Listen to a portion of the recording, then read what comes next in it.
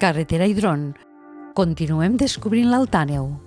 Avui comencem aquí, a València d'Àneu, a 1.076 metres d'altitud, en un punt geogràfic fascinant, carregat de bellesa, carregat d'història. València d'Àneu apareix citat al 1281, quan el comte Arnau Roger I de Pallars Sobirà li reconegué a Pere II el Gran el domini sobre diversos indrets del Pallars. La ubicació aquí a la plana que veiem data del segle XVIII. En aquell moment, les cases es van anar traslladant i desplaçant cap aquí i amb el temps s'han anat construint i agrupant on són ara, tant les antigues com les modernes. Abans, des de l'època medieval, el poble estava situat a l'entorn del castell. Ara només queden restes i anirem d'aquí un moment. Per la ubicació, el poble ha estat sempre un lloc estratègic. La història diu que va ser una zona ocupada pels francesos al 1794, també ocupada durant les guerres carlines al 1836. Ara, la carretera C28 el travessa de punta a punta. A la part més alta, al mig d'un entorn novet, destaca Sant Andreu, l'església parroquial. És romànica, del XII. Segons diuen els experts, fins i tot podria ser anterior. Estaria vinculada sens dubte al Castell de València, que està molt a prop.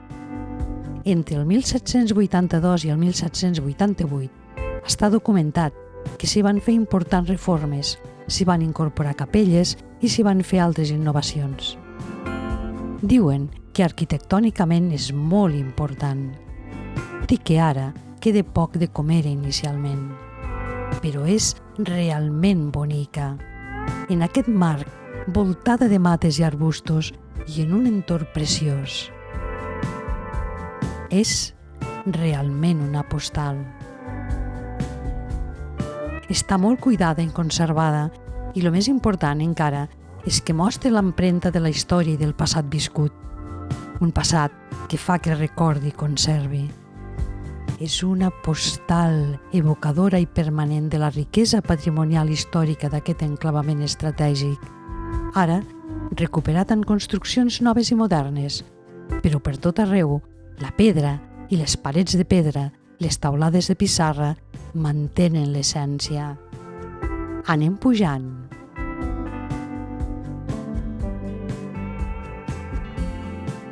I a 1.107 metres d'altitud hi ha una colla de segles passats que observen tots des de dalt. Sobrevolem el castell. Diuen que es va construir entre el segle XI i XII. Al XIII era una fortificació estratègica per controlar l'accés a la Vall d'Aran i a les terres occitanes pel port de la Bonaigua. Encara mostra la grandesa del comtat de Pallars. Va ser el centre polític del Pallars medieval. A finals del XVIII estava ja desfet. A partir del 39 es va utilitzar de base el de les trinxeres per lluitar contra els maquis.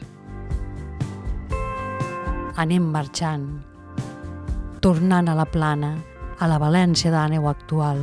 Fem una darrera mirada. Seguim la carretera, cap amunt, i arribem a Sorpe, a 1.265 metres d'altitud. La carretera ens portarà al port de la Bonaigua. És una parada obligada amb unes vistes de l'horitzó que t'enganxen. Segons Coromines, Sorpe prové del basc zur o zur, que vol dir fusta. Té un sufix locatiu que significa sotader.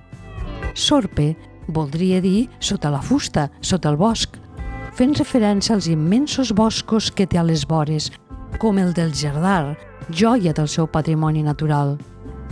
Aquí mateix, la parròquia de Sant Pere és una altra joia, bé de patrimoni cultural. Tornarem en un momentet, però ara anem pels carrers a passejar. És un poble recollit, atractiu, que guarda cases antigues, de pedra, de fusta, que ens porten a recordar maneres de viure tradicionals. L'entorn ho guarda tot.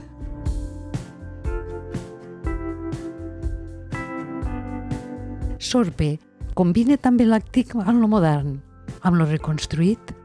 S'hi respira molta calma, vagis on vagis.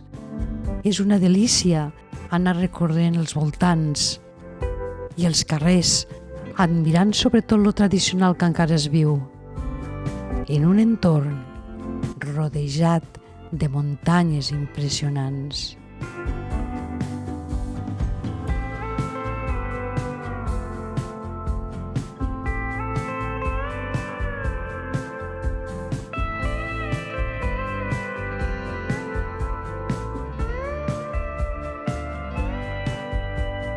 A una vora arribarem de seguida a Sant Pere.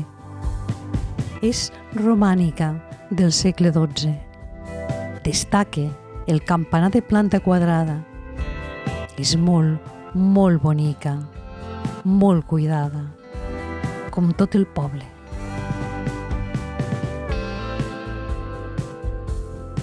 En aquest entorn espectacular es fa mirar i admirar.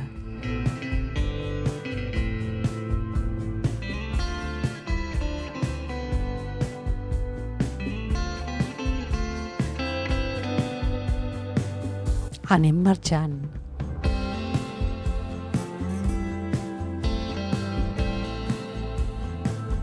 Anem dient adeu. Sorpe, València d'Àneu, pobles amb encant, en una vall plena d'història, de patrimoni natural, de vida, de màgia.